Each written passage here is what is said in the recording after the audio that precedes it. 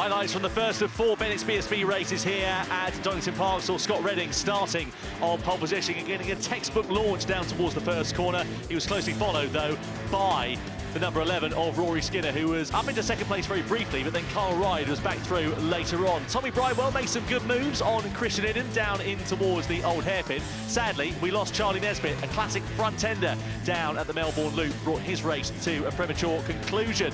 Danny Kemp was making some moves for the battles in the podium places against Rory Skinner, and Andrew Owen fancied a slice of the action down at the Fogarty S's there as well.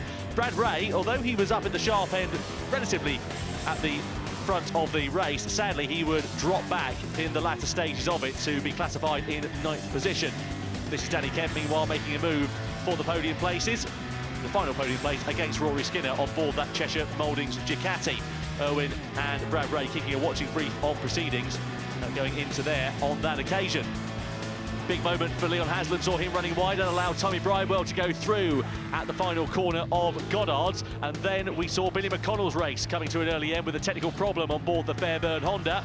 Meanwhile, Danny Kent repaid the favour on Rory Skinner once more down into the old hairpin. However, ran it a bit deep and Skinner was back through for third once again.